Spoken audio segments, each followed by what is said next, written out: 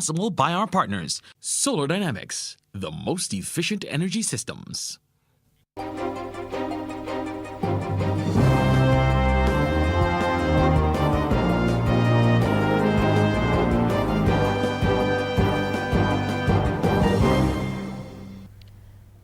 The highly anticipated Cricket World Cup brings together the best cricketing nations from around the world to compete in the fast-paced and exciting T20 format of the sport.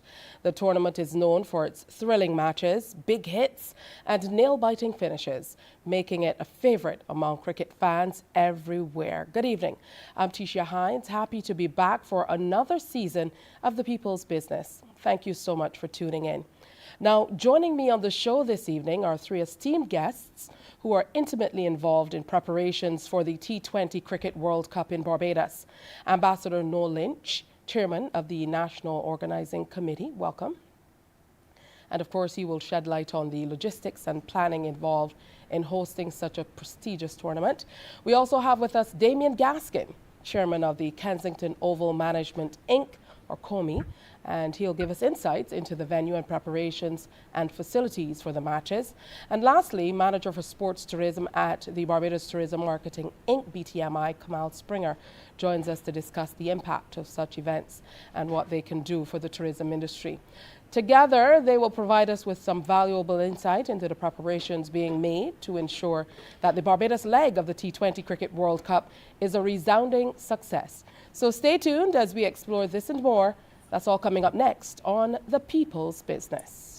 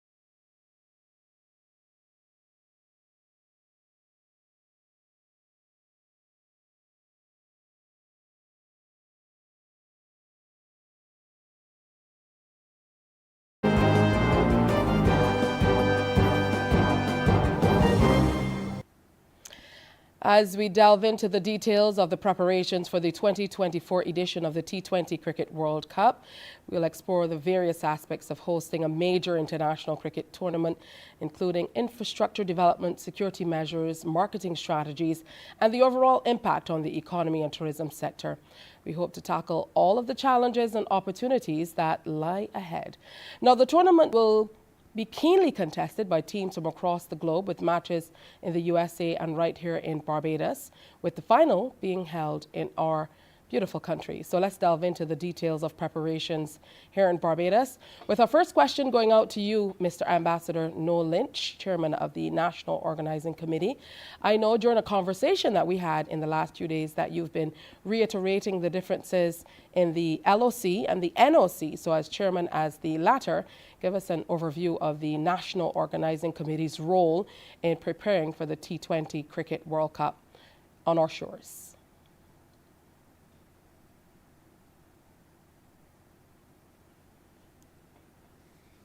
Program. This World Cup, let me start by saying, is going to be the best World Cup ever.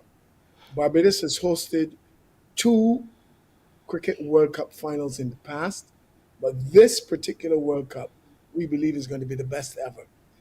We've learned from our mistakes, we've learned from our errors in 2007 and 2010, and we believe that this is going to be the best ever. Now, the wisdom of the government of Barbados has been to establish a national organizing committee.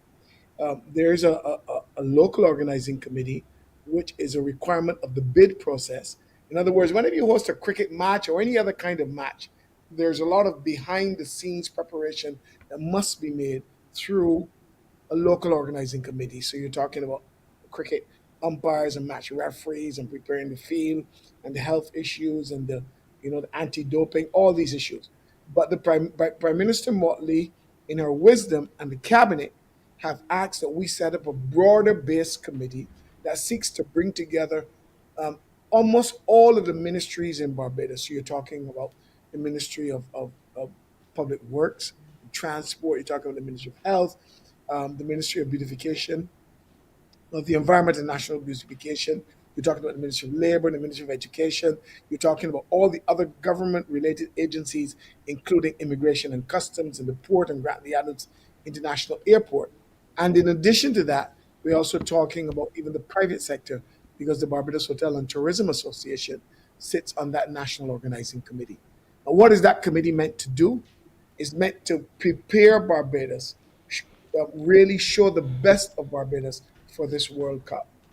If I were coming to your house and I was coming there for dinner or for any other thing, I suspect that you would clean up around your place and clean up your front room and everything. That's what we're doing.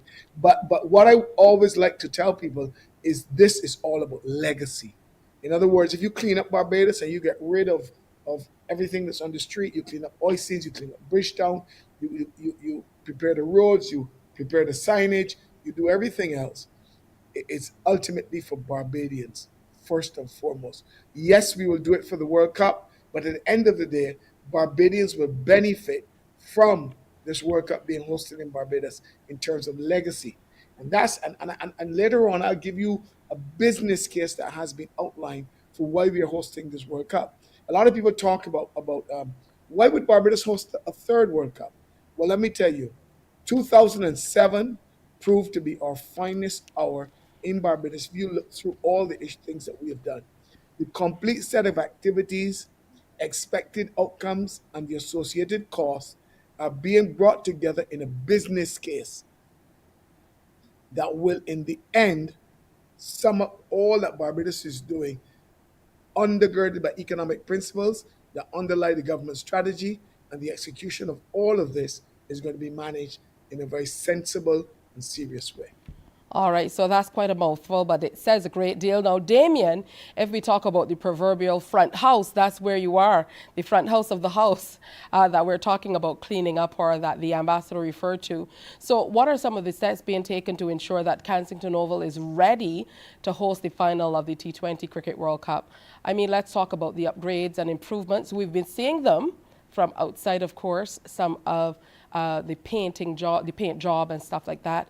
But let's talk about what's being put in place to ensure that there will be a world-class experience for both players and spectators.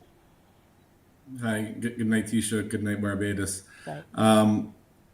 Yeah, I mean, I think you hit the nail right on the head, right? World-class facility. When the Oval was redeveloped back in 2007, it would have been a world-class facility at that point in time. And you fast forward 17 years later, you would imagine that the things have gotten perhaps a little old in the tooth, and some upgrades were definitely required. So while you've seen some painting that from the outside, and what we've also tried to do, we've invited the media in to kind of see what has been happening on the inside. And via our social media, I'll make a plug here shamelessly at Kensington Oval Barbados to see kind of the inner workings that are happening, and we're going to try to take you step by step to show you what's happening kind of behind the scenes, so that even when you do come to some of the matches in June and you visit the Oval thereafter, a lot of what you will see as a visitor, you may not necessarily see as a player or media and so on and so forth. So we really want Bajans to feel holistically what this upgrade is about. And I guess I'll speak about some aspects of it, and I'm happy to get deeper if you like. But every single stand is going to see upgrades, from bathrooms to hospitality, to painting, to structural improvements across the board. We're also bringing in new light towers. So we've changed, as you may know, all the masts are currently down, and we're bringing in four new masts. And the reason we had to bring in four new masts is because we had to upgrade the amount of lights. We had to increase the amount of lights that go on the mast, and the masts that we had were too small. So we had to bring in some new masts to meet the minimum light standards that ICC has set out, and those light standards have increased. And truthfully, media and television is driving the increased lighting standards. And as a world class facility, we needed to have world class lighting, right? No questions about it. So we're going LED, so we're going energy efficient, and those have a number of benefits in terms of being able to turn off and turn on immediately, not having that lag with the like that the current lights do have, and we're also doing some color changing LEDs, so we'll be able to provide an entire light show if need be. So think about the Kensington Oval as a multi-purpose facility. So when it comes to other forms of entertainment at cricket and beyond cricket, we'll be able to kind of fuse the music with the lighting and provide even a different experience from that perspective. So we also ensuring that the Oval is 100% backup. That wasn't so for 2007, but we're ensuring that that's the case for 2024. And we're bringing in some temporary structures to increase the capacity at Kensington Oval. So those are a few things that you will see in place for the World Cup. And again, I'm happy to get deeper into any particular areas that you would like. Absolutely. Now, if numbers are anything to go by, and certainly the ambassador referred to past World Cups, 2007 and 2010, to be specific. So we're looking at large numbers of people coming into the island. Kamal, can you share with us how the tourism industry is really gearing up for the influx of visitors that are expected during the T20 Cricket World Cup?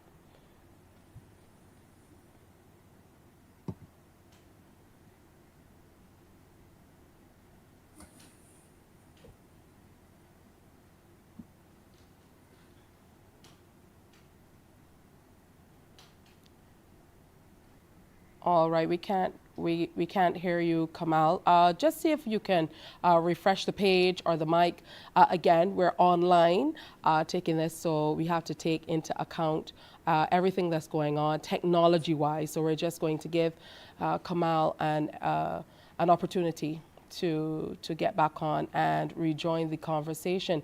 In the interim, Ambassador, let's talk about how the average Barbadian will benefit. There's been much talk about what will be done in the immediate environs around Kensington Oval. So there's Pelican Village, and then, of course, outside of Kensington Village as well, we're expecting that there will be a hive of activity. Well, Teshia, thanks again. But let me tell you, in and around Bridgetown, or in and around Kensington Oval specifically, you're talking about a number of changes. No one will be able to drive into Kensington Oval. You're going to have corridors that you're going to walk from down Fontebelle, down by by the gas station, by the stoplights coming in. You're going to have those corridors lined with Barbadian vendors and other Barbadiana, so that people can see what exactly is going on. In other words, the buses or whatever traffic will turn there and drop them off. If you're coming from President Kennedy Drive, the same thing pertains. You will not be allowed to drive into Kensington Oval. And if you come up the Mighty Grinder Highway, you can come as far as almost approaching the stoplights, and everything then goes right around towards the entrance to the Barbados Port Inc. Now, obviously, what is going to happen is that you're going to see people, vendors, traditional vendors, ones that maybe can't get themselves into Kensington Oval. Because let me say this first. This is an opportunity for those who have traditionally plied their wares in Kensington Oval to have first refusal in terms of vending, in terms of the supply of any level of hospitality. They're going to go out there first. People that are in the city have seen us clean up in and around the place, because what's happening is the city of Bridgetown benefits in and around Kensington Oval within a mile and a half, a kilometer and a half of Kensington Oval. What you're seeing is the roads have been repaved. 10 of the 17 roads that we have identified have already been paved. You're seeing new signage. We're fixing up all the verges, all of the sidewalks. Everything has been cleaned up. The drainage situation has been, because Fontebelle um, is always some kind of flood prone area, because ultimately that part of Bridgetown is below sea level. And what you're going to see is fixing up all of these issues. You can count the roads that have already been repaved. Kensington New Road, Painful Street, all in and around. And we've done a survey around Kensington Oval in the Orleans, etc. Because what we're doing is Kensington Oval is putting in place what is called a good neighbor program. Because in the past, whenever there's an event of this kind at Kensington Oval, the residents in and around it complain about people parking in their driveways, etc., but also the noise. And what we are saying is going forward, and these are the legacy benefits. If the road is prepared, it's prepared for the people of Bridgetown, because the tournament is last for the month of June, but we've got to live here after that. If you're going to be the street lighting is improved, it's improved for the people of Barbados, and then ultimately the vending opportunities, any opportunities, non-traditional labor opportunities, employment opportunities go first to the residents in and around Kensington Oval. So ordinary people will benefit. But I will also say this finally on this topic. I said that 2007 was our finest hour. And if you look back at the GDP figures for Barbados for 2007, 2008, and 2009, the World Bank figures will show that Barbados did very, very well. GDP, overall real GDP, GDP adjusted for inflation, GDP per capita, best years in 2007, 2008, and 2009. So these global events shine a light on Barbados that you couldn't buy in terms of overseas advertising and promotion. Barbados is going to be, again, we're hosting 9 matches, but we're hosting the group with Namibia, Oman, England, Scotland, and Australia. The England Australia match is one of the best preliminary matches in this series. And remember, this World Cup is being hosted too in 3 cities in the US, in Dallas, in Fort Lauderdale, and in New York. But when you have England and Australia and Scotland in our backyard, at least in the preliminary rounds, and they're going to be here from, as I said, from the 1st of June, they're coming a little bit before, and the final is on the 29th of June. So just imagine any of these countries getting through to the final. Imagine what's going to happen. They're going to be in Barbados for over 30 days. That gives us an opportunity to throw out the red carpet. But in addition to that, for us to be able to show off and showcase what Barbados really is about, which is going to bode well for the future of Barbados in terms of tourism and hospitality, but also investment opportunities and the like. So All this right, is a good one. stuff. Absolutely, definitely some good stuff.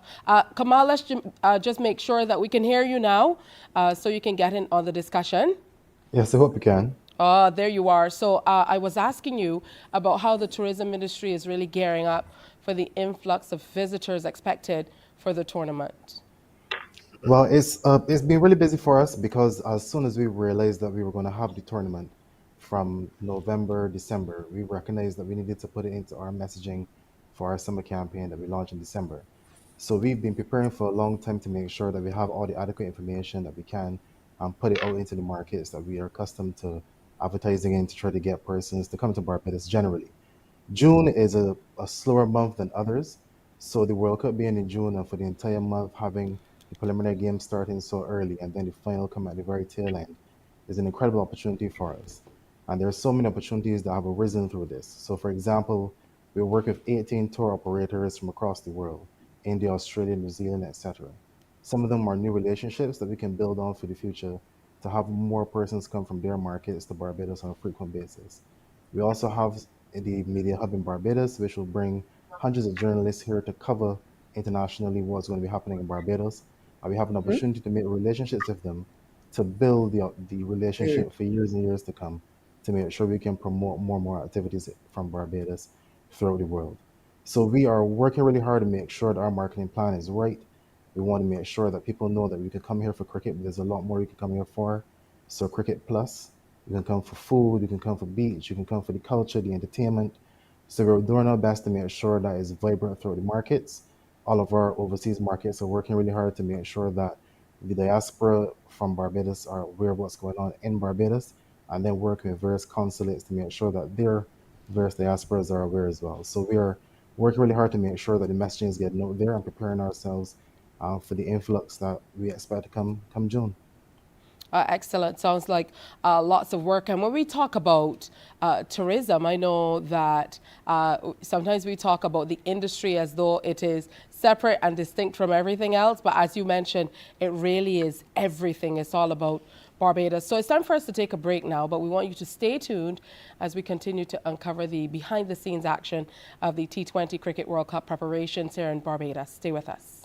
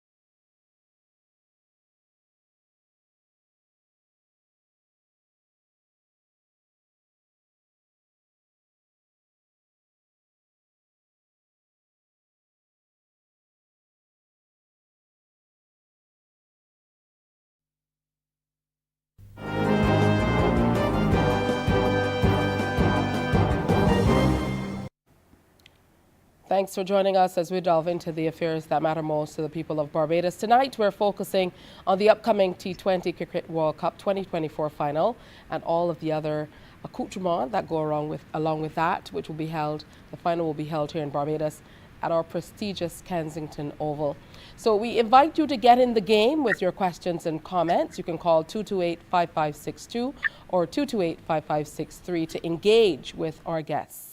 Now, as we look forward to the upcoming tournament, it's important to reflect on some of the challenges and successes of the last time such a tournament was held in the Caribbean region.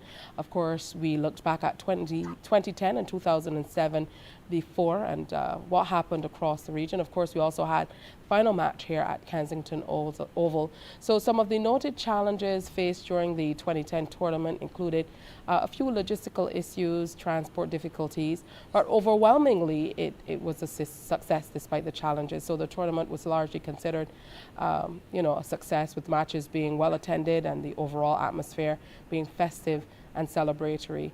As we prepare now for 2024, Ambassador, it's important to learn from the past, as you had mentioned earlier, and get ready to make the tournament all that we can.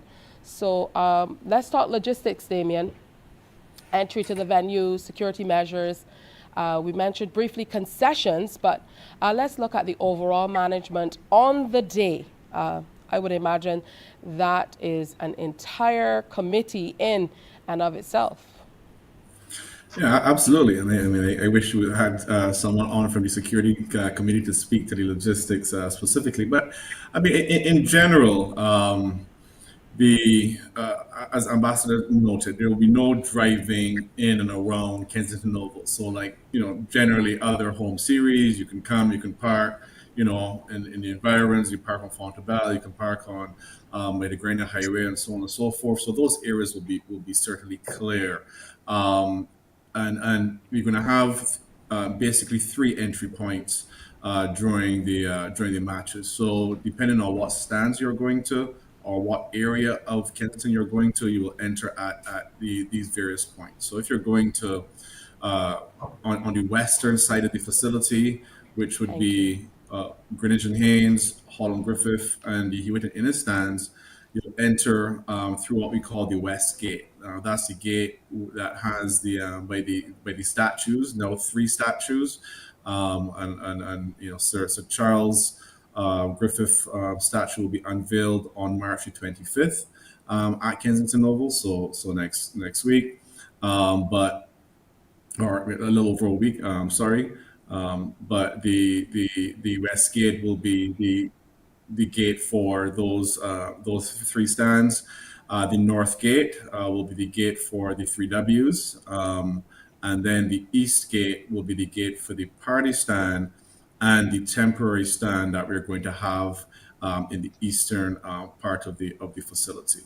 But there'll be various checkpoints, security screening, and so on and so forth. I think we are going to put out specifics closer to the date when all that stuff is finalized, so that persons know what to expect in terms of getting to the facility, entering the facility, and also what's allowed in the facility.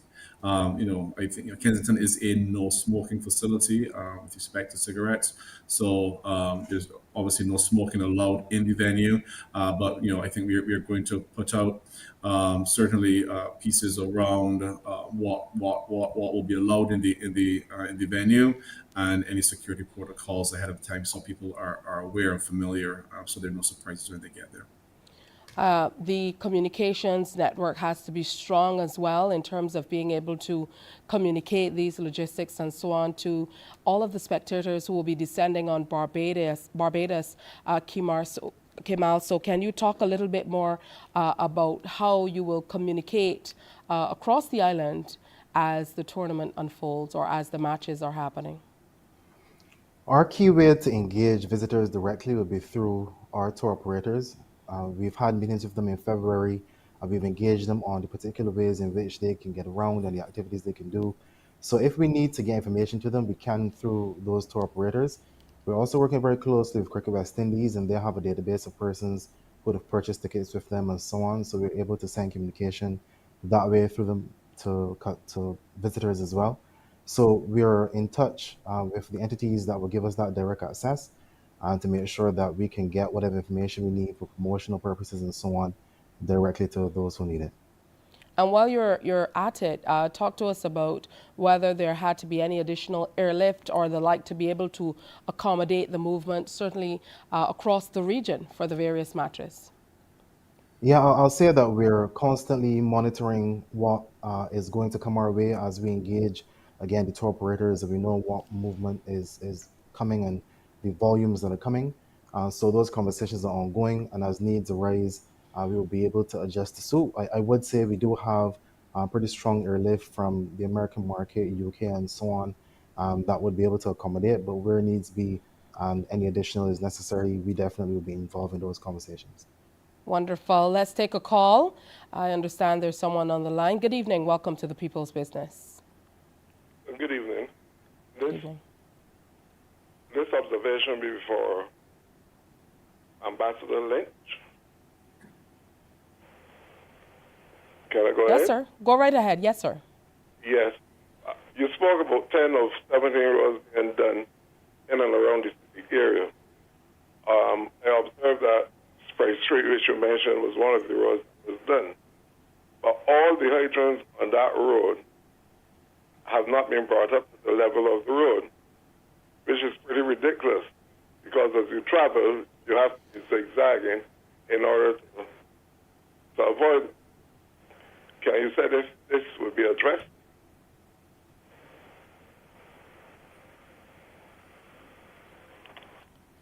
So, Ambassador, I believe you have to unmute. There you go. I'm not muted at all. Okay.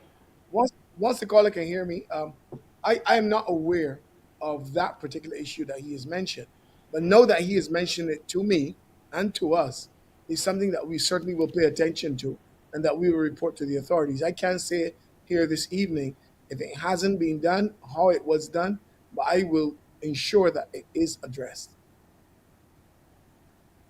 All right. So while we wait for another call, Ambassador, let's talk about some of the security measures that are being put in place to ensure the safety and well-being of players and officials and spectators alike as they not only move around for the tournament. I guess we will have to look at how law enforcement will be collaborating across the region and with international security experts to make sure that we maintain a security environment, since, of course, we're in essence treating movement of spectators to venues on different islands as we would in a single space. Right. Obviously, security matters are matters that you don't really talk about in public openly and let everyone know. But I will tell you this. Clearly, in our national organizing committee sits the Barbados police, through their high command. The Barbados Defense Force, as well, through the Chief of Staff, is there. And there's an entire network around how we deal with security issues. Obviously, if you're holding a global event and you're honoring the visas for anyone who comes into this space and creating a single immigration space, what happens is so that people can move around freely. What's going to happen ultimately is that you can be assured that Barbados is going to be a secure a secure environment for all of our visitors and locals alike. In and around Kensington Oval, it's going to be difficult to get in illegitimately. If you have the right ticket and you go to the right gate, as Damien has said, you will get in. But the issue is that Barbados will. We are going to ensure that outside of match days, that Barbados becomes very, very secure, or it's going to be even more secure than it is now.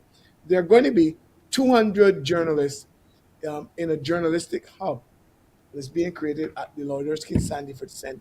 Apart from 200 that are going to be in Barbados, that are going to be cricket journalists at Kensington Oval.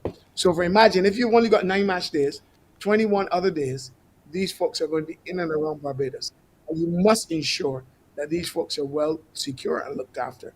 And I can assure you that we have put the issues in place, things that we can't really talk about here on a program like this. But Barbados is going to be very secure during the period of the World Cup. Well, thank you for that, Ambassador. Let's head back to the telephone line. There's another caller. Good evening to you. Welcome. Go right ahead.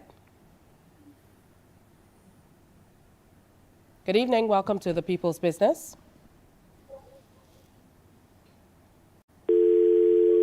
All right, seems we've lost that caller. For you, though, Damien, are there any outstanding things that you'd like to talk about that will be available at Kensington Oval? I know a highlight is usually the party stand, but for Comey, and generally you put on quite a show at the Oval. So what are some of the outstanding things that we can look forward to for this Cricket World Cup?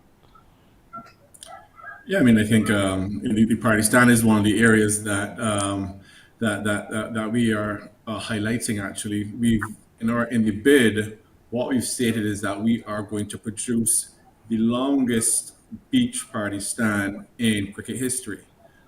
So that's we may expect it to be quite a spectacle, a whole type of cricket crop over carnival type of atmosphere. So we really want to showcase our culture, and I don't know anywhere else in the world that has like what is Barbados known for, right? We are known for certainly our beaches, sun, sand, and sea, people, culture, spirit. And then we have a history of great cricketers, right? So arguably the greatest cricketer to ever play the game in Sagari, and then a number of other greats that have played or that come from Barbados, that have played for the West Indies, that grace the names of the stands and the ends, the bowling ends at the Oval. So we are marrying greatness on these levels, right? So great beach atmosphere and culture with great cricket.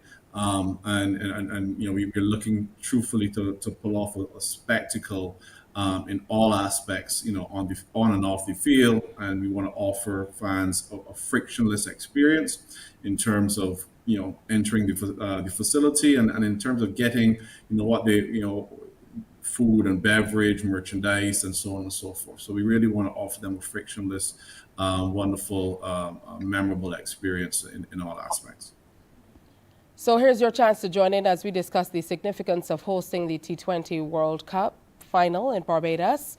Coming up, we'll delve into it a whole lot more. Remember, the numbers to call are 228-5562 or 228-5563.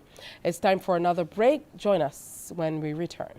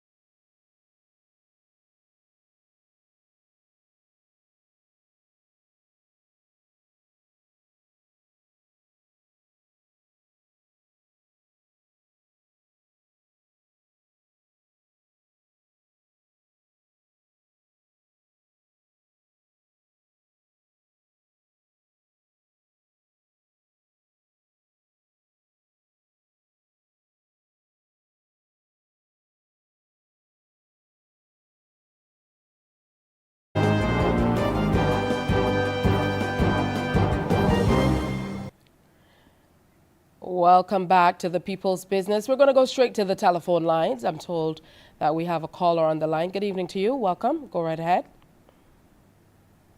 This is a question. Hello. Good evening. Welcome to the People's Business. Good night. This is a question for the panel. I just want to find out the stretch of Fontebelle. Hello. We can hear you. Go right ahead. Please don't listen to your television set. You might want to just pose your question or comment. I'm asking a question. All right, we're going to have to move on. I want to go back to you, Kamal. Let's circle back. How important is the T20 Cricket World Cup 2024 for Barbados in terms of showcasing the island as a premier destination for international sporting events? It's an incredible opportunity to showcase at the highest level across the world what Barbados has to offer. We're seeing Barbados being chosen for world events more and more. We want to take the opportunity to make sure that it's lasting, that when we get into diverse markets, promoting what we have in Barbados, that is lasting in the minds of those persons who are interested in traveling here. So it's really important for us to make sure that we take full advantage of, as the ambassador said, the journalists that are here to tell the story of Barbados, show them what we have to offer so they can write their stories and go back and let people know how wonderful their experience was in Barbados. And we, on a regular basis, we have our strong public relations networks all over overseas markets. We'll have their public relations agencies to engage, and then now we've ramped it up even further. So we expect the message to get out there in a very significant way, and it's really important for us to have that platform as cricket is becoming one of the biggest sports on earth. It's a fantastic platform to show the rest of the world what we have to offer and encourage them to keep coming. Absolutely. Let's engage or try to get another caller in. I'll urge you to listen to your phone only. If you listen to the television set, there will be a delay. So let's try it again. Good evening to you. Welcome to the People's Business. Go right ahead. Hi, good night. Good evening. Yes. I know that the Minister of Sport has been advocating for volunteers. I want to inquire about the procedure for persons to volunteer, because I was a volunteer in 2007, and I know long before World Cup we were in training, and I am very concerned about the customer service aspect of what happens in Barbados right now, and I want to say that that is something that we need to concentrate on, because our customer service is at a very low level. And with all these visitors coming in, we need to have our persons trained and trained well. Thank you for that. I'll shoot that over to you, Ambassador Lynch. Well, for one thing, the local organization, I thank the caller. If she has been a volunteer in the past and she is on the volunteer list, she should have been contacted. If she hasn't, well, the thing to do is to contact us. Contact us. And you can do that through the National Organizing Committee, through the Legends of Barbados at Fontebelle. If you get in contact with the Legends, we will get the opportunity and get the name and get the person. That's where our secretariat or our project office is located. In addition to that, all of those who were part of that core that was created during the 2007 World Cup, we have a database of all these folks, and we have been calling them up and starting the training. But if that lady was not contacted, we will get in contact with her. As I said, if we don't contact you, you should contact us. On the issue of the customer service, clearly Barbados has been noted for its high level of customer service. I know that there's sometimes when we, some of us don't act as if we are really as hospitable as we should be. But I will tell you this, Barbados has a very high global reputation for being some of the friendliest and most hospitable people on the face of the earth. And I think it's something that we need to build upon. We can't rest on our laurels, and we can't become complacent about that label. But even when you look at return factors, Barbados is actually the territory in the Caribbean with the highest repeat visitorship in the Caribbean, in CARICOM. And that says a lot about Barbados. But yes, we need to do better. Let me shoot that over to you as well, Damien. What role do you see volunteers playing and you being able to deliver some of that quality service and get things done over at the Oval on the day of with matches and certainly leading up to an all round. Yeah, absolutely. I think that there was a core of volunteers, and there was an entire volunteer program that was instituted prior to the 2007 World Cup, and a number of those persons have worked or continue to work at the Oval, for years after. So, literally, for the big home series that we have, we utilize a number of those volunteers at Comey to execute various works, and because those persons are most familiar with the venue. Similarly, there are going to be a slate of new volunteers that will come through the program that Ambassador just spoke of. We expect that we're going to have a few hundred volunteers in different areas, some at the Oval, and some at other venues throughout the island. It could be park and rides, could be practice venues, and so on and so forth. So there's volunteers that are needed kind of across the board, and there will be training that will be done, not only from a safety and security perspective, but from a hospitality perspective as well. So there is a fairly intense training program that is in tow, and that will be done in with the help of the Barbados Police Force and the like, to ensure that safety, security, health in there as well as hospitality. So and we expect this to be a legacy that also continues. So after this World Cup, as we need volunteers for various shows and matches that we put on, that we will utilize them. And just to also follow up on the question about legacy. If we can hold one of the biggest events in the world, and this is what this is, right? Think about the World Cup, think about Olympics, think about Super Bowl. There'll be more persons that watch the finals at Kensington Oval than watch the Super Bowl in all likelihood. Cricket is a global game. And we will have, like I said, more eyes on that finals than likely that watch the Super Bowl.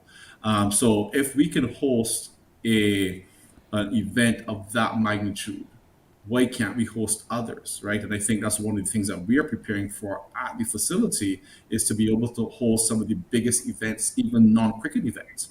So we're looking at bringing in actually field protection that protects the turf, so that when we do have other types of events where persons then go on the field, that we can turn around and utilize the facility for cricket 3 to 4 days after that. We really want to utilize the facility as a multi-purpose facility, and we want to increase the utilization. We want to increase the flexibility.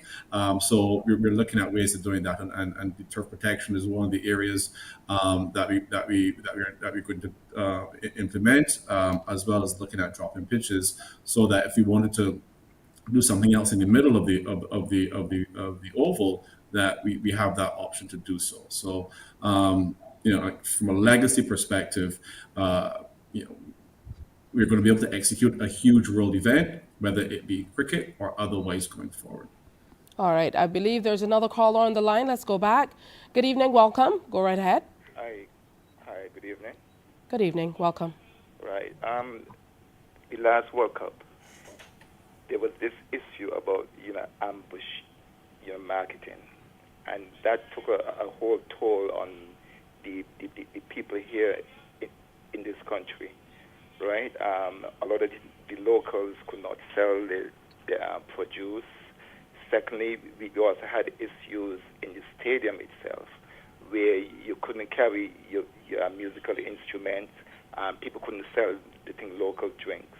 I heard the minister said that there's going to be a lot of things, vending around Frontobel. What is going to be different this time? Because yes, we may have had the numbers at the stadium, but a lot of Barbadians were dissatisfied. What is going to be different this time around? I throw that to the think panel. All right. Thank you for that question.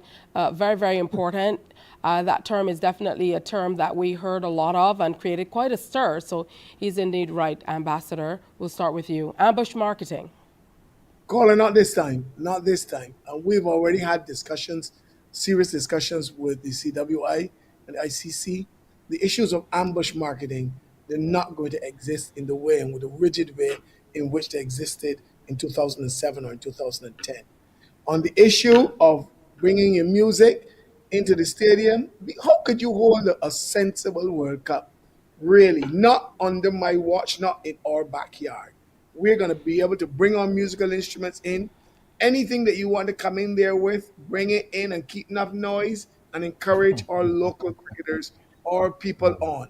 Now, obviously there are limitations. You know, you don't want to. People can bring their own lunch baskets or whatever.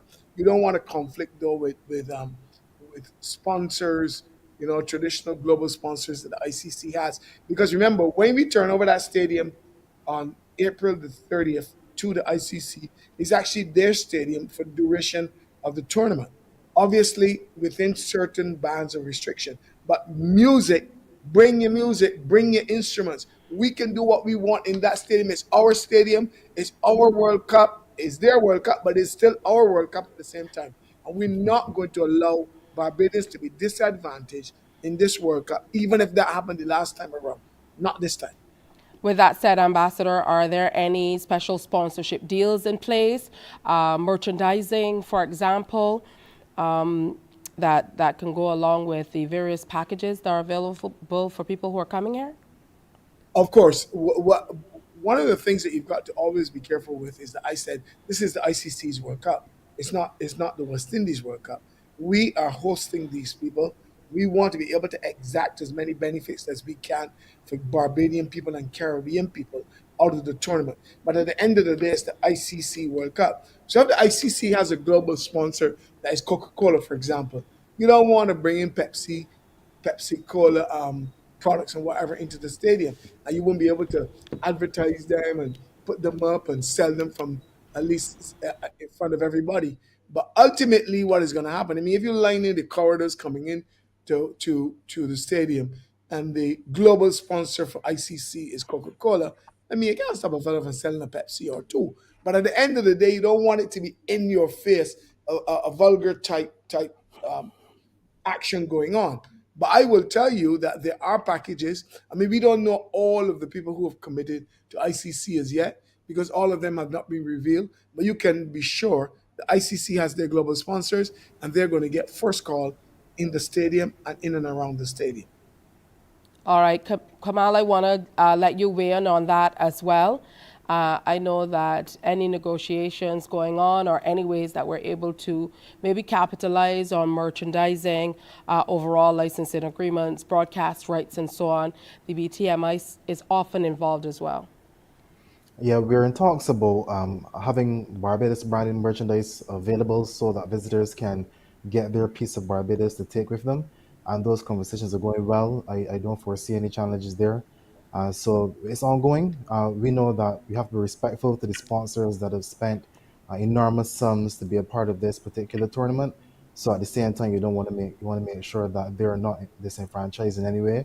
But we'll have the opportunity to give visitors a chance to take back some memorabilia to wherever they've traveled from, so they can remember Barbados for a long time to come. So yes, I think that we'll have the opportunity to do so. Excellent stuff. We're going to take another break and come back as we get ready to wrap today's presentation of the People's Business. Do stay with us.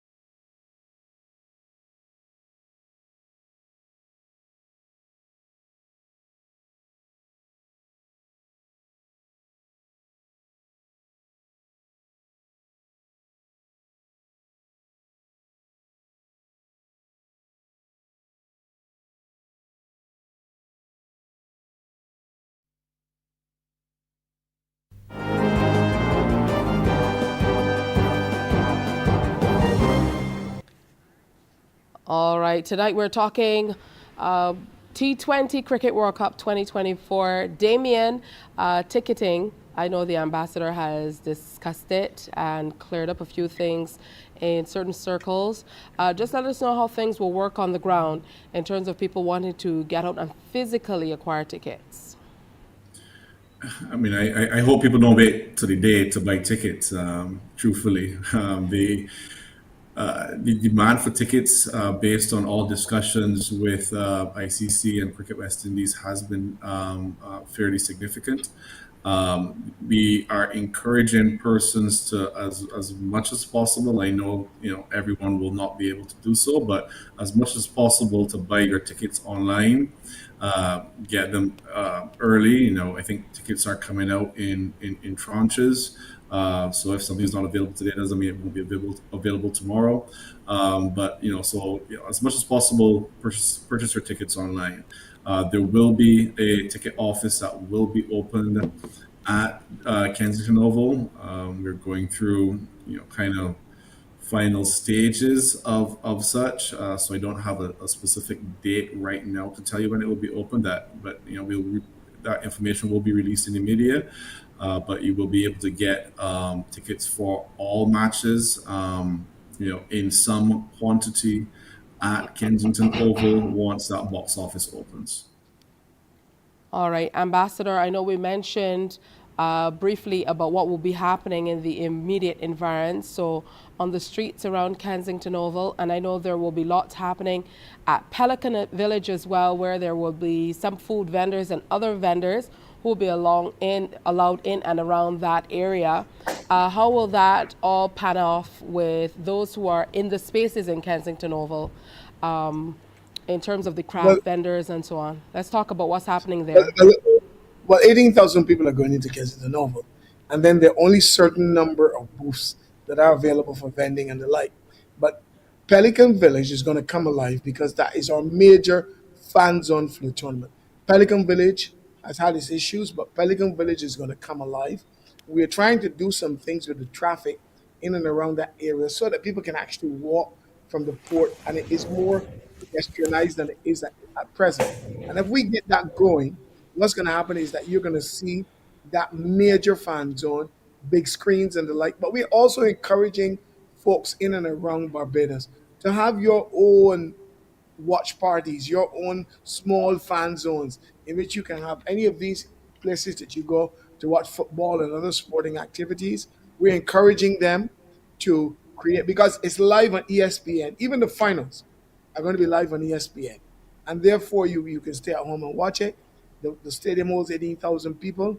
And Damien's talked about the number of tickets. But we ain't going to hold a World Cup in Barbados and Bajans can't go in the stadium. The man who watches cricket at St. Catherine and Spartan in the park and Empire on Saturdays and Sundays must feel that he has an opportunity to be a part and parcel of this World Cup.